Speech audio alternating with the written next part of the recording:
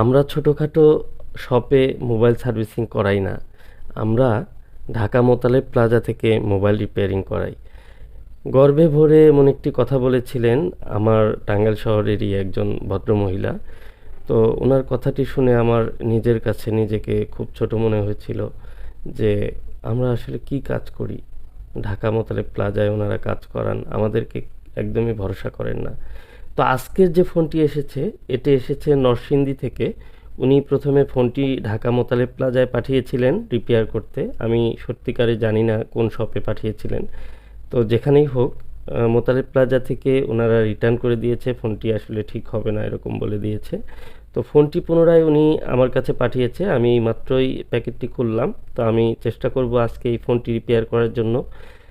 তো অনেক কথাই মনে থাকে, যে কারণে আপনাদের সাথে শেয়ার করলাম। কারণ মোতালেব প্লাজা থেকে ফেরত আসা বেশ কয়েকটি ফোন কিন্তু আমি ইতিপূর্বে কাজ করেছি, এবং বসুন্ধরা সিটি থেকেও ফেরত আসা ফোন কাজ করেছি। তো এই যে ফোনটি দেখতে পাচ্ছি, এই ফোনটির রিডিং কিন্তু এখনও অনেক ভালো রয়েছে। মনে হচ্ছে সিপিইউটি ভালো আছে, 16 থেকে 17 রিডিং বা রিড করছে। আর এ ধরনের রিডিংয়ে আমরা অনেক সময় দেখে থাকি র্যাম ফল্ট হয়ে থাকে বা সিপিইউ ফল্ট হয়ে থাকে। তো আমি ফোনটি স্টেপ বাই স্টেপ কাজ করব, পাশাপাশি আপনাদেরকে বিষয়টি বলবো যে বিভিন্ন বড় বড় শপে আপনারা সার্ভিস করাতে দেন, অ্যাকচুয়ালি সেখানে যারা হার্ডওয়্যারে কাজ করেন, হার্ডওয়্যারের কাজের যে সিপিইউ লেভেলের যে কাজগুলো রয়েছে, এগুলোর যে দক্ষতা প্রয়োজন সেগুলো কিন্তু নাও থাকতে পারে। বাহিরের ডেকোরেশন দেখে আপনারা মূল্যায়ন করবেন না সব সময়, যে আপনার ফোনটি আসলে রিপেয়ার করতে দেওয়ার আগে আপনার যিনি ফোনটি অপারেশন করবেন, যিনি ফোনটিতে কাজ করবেন, তার হ্যান্ড অ্যাক্টিভিটি এবং তার কাজের যে দক্ষতা হতে পারে, সে দীর্ঘ 20 বছর 25 বছর যাবৎ মোবাইল সার্ভিসিং করছেন, কিন্তু এখনও ওনার হ্যান্ড স্কিল ভালো না, তাহলে কিন্তু লাভ নেই। আর এমনও অনেক টেকনিশিয়ান রয়েছেন যে মাত্র 3 থেকে 4 বছর যাবৎ কাজ করছেন, কিন্তু তাদের হ্যান্ড স্কিল অনেক ভালো। তো আমি বলবো, রিকমেন্ড করব, যারা ভালো মানের কাজ করছেন আর যারা প্রতিনিয়ত এই আইসি লেভেলের কাজগুলো করছেন, তাদেরকে দিয়ে ফোনগুলো রিপেয়ার করাবেন। আর সেটি হতে পারে ছোট্ট একটি দোকানে সে টেকনিশিয়ানটি বসে, কিন্তু তার হ্যান্ড স্কিল ভালো, সে প্রতিনিয়ত আইসির কাজগুলো করছে, তাহলে আপনি তাকে দিয়েও কাজটি করাতে পারেন। প্রত্যেকটি কাজ যে আমার কাছেই করাতে হবে এমন কিছু নয়। তো আজকের এই ফোনটি যে আমি কাজ করছি, আসলে আমার খুব ভালো লাগছে যে এই কাজের মানটি অনেক ভালো লাগলো। কারণ দেখুন, মাদারবোর্ডের যে প্রত্যেকটি বল, কোথাও কোনো শর্ট নেই, এবং কি আইসিটিও যথেষ্ট পরিমাণ ভালো রয়েছে, এবং কাজের যে মান, এবং কি আমি যেভাবে স্টিল কেটে কাজ করি ঠিক সেভাবেই উনি কাজ করেছে। তো প্রত্যেকেই তার নিজের নিজের মতো করে কাজ করতে পারে, সে বিষয়ে আমি কোনো কমেন্ট করব না।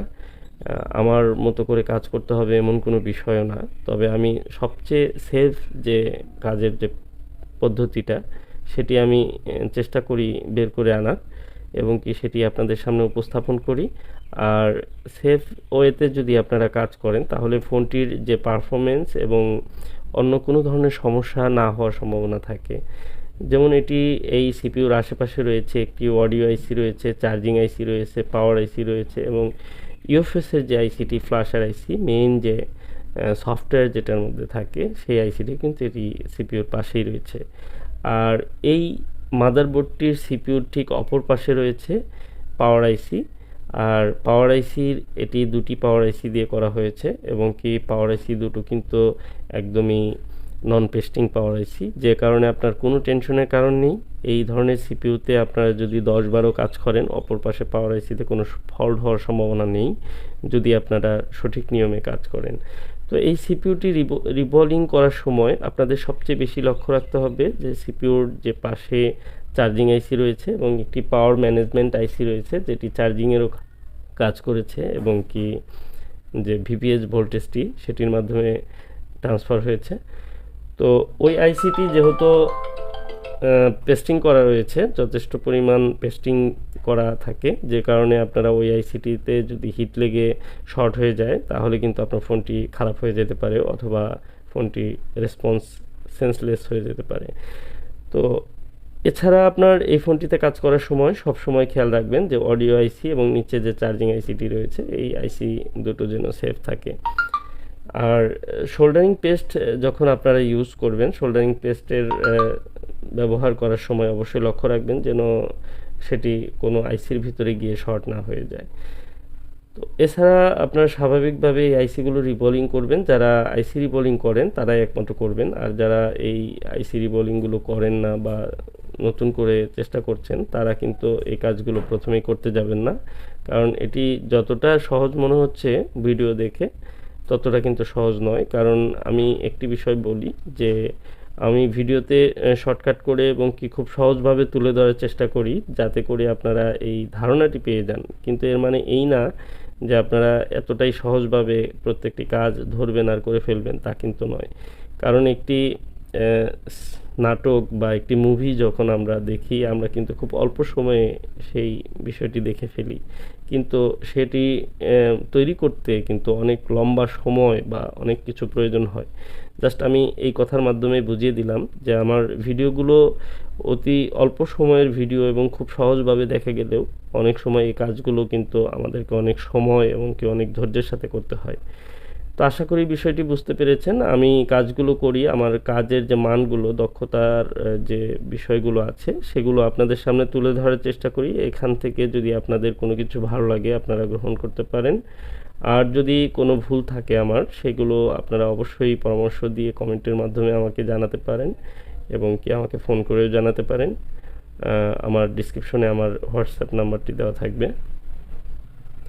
তো আমি যে কাজগুলো করি আমার অভিজ্ঞতাগুলো আপনাদের সাথে শেয়ার করছি, কারণ অলওয়েজ আমি সিপিইউর কাজগুলো ম্যাক্সিমাম করে থাকি, আর সিপিইউর কাজগুলো আসলে বাংলাদেশে অ্যাভেলেবল হচ্ছে না, আর যারাও করছেন তারা হয়তো অনেক চাপে আছেন। অল্প কিছু লোক সিপিইউর কাজগুলো করেন বলে এই সিপিইউর কাজগুলো তাদের কাছে এত বেশি চাপ পড়ে যায়, হয়তোবা তারা অনেক সময় বা ধৈর্যের সাথে কাজগুলো করতে পারেন না, কারণ একের পর এক কাজ আসতে থাকে, যে কারণে হয়তোবা তারা এই কাজগুলো সঠিক নিয়মে অথবা সঠিকভাবে কাজগুলো করতে পারেন না। তবে আমি কোয়ালিটি মেনটেন করে কাজ করার চেষ্টা করি। যে কাজগুলো রিপেয়ার করা থাকে ইতিপূর্বে তাদের কাছ থেকে আমি একটু সময় নিই। তো এই ফোনটির যে কন্ডিশন আমি দেখতে পেলাম, একদমই সিপিইউটি অনেক ভালো কন্ডিশনে রয়েছে, আর মাদারবোর্ডটিও খুব ভালো কন্ডিশনে রয়েছে। আমার মনে হয় এই সিপিইউতে খুব একটা বেশি সময় দিতে হবে না। তো আমি অলরেডি সিপিইউটি রিভলভ করে লাগিয়ে নিলাম। এবার আমি সিপিইউর উপরে যে র্যামের লাইনগুলো আছে এগুলো আমি একটু ক্লিন করে নেব, কারণ এখানে যদি কোনো শর্ট থাকে তাহলে কিন্তু আমি সিপিইউর যখন পাওয়ার দিব তখন কিন্তু সিপিইউটি শর্ট হয়ে যেতে পারে। প্রত্যেকটি বিষয় প্রত্যেকটি স্টেপ কিন্তু ফলো করে কাজ করতে হবে, কারণ কোথাও কোনো ভুল করলে চলবে না। এটি সিপিইউর কাজ, এটি কিন্তু নর্মালি একটি পাওয়ার আইসির কাজ নয়, একটি চার্জিং পোর্টের কাজ নয়। সিপিইউর কাজ করতে গেলে আপনাকে অনেক বেশি বিচক্ষণ হতে হবে এবং কি অনেক বিষয় খেয়াল রেখে আপনাকে কাজগুলো করতে হবে। সামান্য ভুলের জন্যই কিন্তু একটি মাদারবোর্ড কিন্তু ডেড হয়ে যেতে পারে, আর অনাকাঙ্ক্ষিতভাবে কোনো মাদারবোর্ড ডেড হয়ে গেলে সেটি কিন্তু আমরা আশা করি না যে একটি মাদারবোর্ড ডেড হয়ে যাক। তো আমি একটু ডিসপ্লে প্যানেলে লাগিয়ে আমি জাস্ট সিপিইউটি চেক করে নেব, কারণ যেহেতু রিটার্ন এসেছে ফোনটি, তো আমার ভালোভাবে চেক করতে হবে কম্পিউটারে সিপিইউ রিড করছে কিনা এবং কি সিপিইউর কিছু কোয়ালিটি আছে সেগুলো মেনটেন করে কাজ করতে হয়। যাই হোক, আমি যে পারফরমেন্স পাচ্ছি আমার মনে হচ্ছে সিপিইউটি ভালো আছে, আই মিন সিপিইউটি জিন্দা আছে। তো সিপিইউ যদি ভালো থাকে, আমি কিন্তু ইতিপূর্বে বলেছি সিপিইউ যদি ভালো থাকে তাহলে কিন্তু আপনার ফোন রান হওয়ার পসিবিলিটি আছে। যদি সিপিইউর সাথে যে ফ্ল্যাশার আইসিটি রয়েছে ইউএফএস আইসিটি সেটি যদি ঠিক থাকে, ম্যাচ থাকে, তাহলে সেট রান হওয়ার একটি সম্ভাবনা আছে। যত যাই হোক একটি সিপিইউ কিন্তু রান করানো যায়। যেমন এই ফোনটি আমার মনে হচ্ছে যে ইউএফএস আইসিটি এখন পর্যন্ত খোলা হয়নি, আর সিপিইউটি যদি রিপ্লেস না করে থাকে, এই সিপিইউটি যদি এই ফোনেরই হয়ে থাকে তাহলে অবশ্যই ফোনটি রান করবে। আর এই ফোন রান করার জন্য এখন আমাকে র্যামটি লাগাতে হবে। র্যামটি লাগানোর পর আমি দেখতে পাবো যে আমার সিপিইউটি রান করে কিনা। তো আমি এবার র্যামটি রিভলভ করে নেব, আর র্যামটি যখন আমি রিমুভ করলাম সিপিইউ থেকে তখন আমার মনে হয়েছিল যে এই র্যামটি অনেক আলতোভাবে লাগানো ছিল, আসলে র্যামটি ভালোভাবে কানেক্ট করা ছিল না। তো এরপরে আমি পুরো সিপিইউটি খুলে রিভলভ করে নিলাম, কারণ হচ্ছে আমি পিছনের যে কাজগুলো সেগুলোতে আমি কোনো প্রকার সন্দেহ করতে চাই না। কারণ অনেক সময় দেখা যায় যে একটি কাজ করার পরে পুনরায় আবার সেই সন্দেহ থাকে যে সিপিইউর নিচের বলগুলো ঠিক আছে কিনা, তখন আবার সিপিইউটি খুলে রিবল করতে হবে। তো আমি সেজন্য প্রপারলি পুরো সিপিইউটি খুলে রিবল করে নিলাম। রিবলিংয়ের পর আমি এখন র্যামটি রিবল করছি। তো র্যাম রিবলিংয়ের পর আমি র্যামটি ইনস্টল করার পর দেখি কি কন্ডিশন দাঁড়ায় এবং কি সিপিইউর পারফরমেন্স কেমন থাকে। তো সিপিইউ র্যাম সব যদি ঠিকঠাক থাকে তাহলে ফোনটি আশা করি রান হয়ে যাবে। তো আপনারা ধৈর্য সহকারে বিষয়টি দেখুন, একটু অপেক্ষা করলে আমরা জানতে পারবো যে আসলে ফোনটি রান হয় কিনা। যেহেতু অন্য একটি জায়গায়, আমি মনে করি বাংলাদেশের মধ্যে সর্বোচ্চ ভালো কাজ হয় মোতালেব প্লাজায়। সেখানে অনেক দক্ষ টেকনিশিয়ান রয়েছে, অনেক ভালো ভালো টেকনিশিয়ান রয়েছে এবং কি সর্বোচ্চ লেভেলের কাজ তাদের কাছে যায়, তারা অনেক কাজগুলো করে থাকে। তো সেই কাজগুলো সেখান থেকে যদি একটি ফোন রিটার্ন আসে, সেই কাজগুলো করা একটু চ্যালেঞ্জিং বিষয় হয়ে থাকে। এর আগেও আমি কাজগুলো দু একটি কাজ এরকম করেছি, আমার চ্যানেলে রয়েছে, যে মোতালেব প্লাজা বসুন্ধরা সিটি থেকে ফেরত এসেছে এবং কি ঢাকার বড় বড় শপিং মল থেকে ফেরত আসা ফোনগুলো আমি কাজ করেছি। তো দেশের বাইরে থেকেও আমার কাছে ফোন এসেছে, আমি রিপেয়ার করে দিয়েছি। আসলে এগুলো আমি আসলে রিভিউ করতে চাই না বা বলতে চাই না। আমি আমার মতো করে কাজ করি, আমার কাজ ভালো লাগলে আপনারা অবশ্যই আমাকে মূল্যায়ন করবেন। তো আমার র্যামটি লাগানো হয়ে গেছে, এবার আমি র্যামটি লাগানোর পর একটু ঠান্ডা করে নিলাম। আমি একটু চেক করব, তার আগে ভালোভাবে কুলিংয়ের জন্য ওয়েট করতে হবে। তো এবার আমি পাওয়ার সাপ্লাইয়ের মাধ্যমে জাস্ট রিডিংটি চেক করছি যে ফোনের রিডিংটি কেমন আছে। রিডিংটি দেখুন, আমার কাছে মনে হচ্ছে যে এই র্যামটি শর্ট হয়ে গেছে, মানে র্যামটি খারাপ হওয়ার কারণে এই রিডিংটি 2-3 সেন্সে চলে আসে। এখন আমার কাছে একটি বিষয় পরিষ্কার হয়ে গেল, কারণ হচ্ছে যে এই র্যামটি কিন্তু আলতোভাবে বসানো ছিল। র্যামটি আমি যখন রিমুভ করেছিলাম প্রথমে আমার মনে হয়েছিল র্যামটি পুরোপুরি লাগানো নেই। তো র্যামটি যদি পুরোপুরি লাগানো থাকতো তাহলে কিন্তু রিডিংটি 16, 17 বা 18 এরকম রিডিং থাকতো না, কারণ র্যামটি শর্ট আছে। আর র্যামের যে ভোল্টেজ লাইনটি সেটি শর্ট হয়ে গেলে আপনার ফোনটি কিন্তু 2-3 সেন্সে চলে আসবে। তো এটিও সেরকমই হচ্ছে, আমার কাছে মনে হচ্ছে যে র্যামটি পুরোপুরি শর্ট। তো আমি, আমার কাছে দ্বিতীয় আরেকটি র্যাম রয়েছে, আমি মাঝে মাঝে কিছু ফোন ক্রয় করে থাকি যেগুলো ঠিক হয় না বা নষ্ট ফোনগুলো, দু একটি ফোন রাখি আমার প্রয়োজনে কাজের জন্য। তো আমি একটি র্যাম চেঞ্জ করে নিচ্ছি, আমি অন্য একটি র্যাম এখানে এখন রিভল করে আবার পুনরায় লাগিয়ে নিব। আর আরেকটি বিষয় হচ্ছে যে আপনারা এই সিপিইউগুলোতে র্যাম কিন্তু চেঞ্জ করতে পারেন। র্যাম কিন্তু আপনার এ ধরনের যে কোনো ফোন থেকে আপনারা র্যামটি মিলিয়ে লাগিয়ে নিতে পারেন। 6 জিবি 8 জিবি যেটা পাওয়া যায় সেটাই আপনি লাগিয়ে নিতে পারেন। তো র্যামটি চেঞ্জ করার ক্ষেত্রে আপনার পাওয়ারে কোনো প্রবলেম আসবে না এবং কি র্যামটি আপনার লাগানোর সাথে সাথে আপনি ফোনটি পারফর্ম করবে।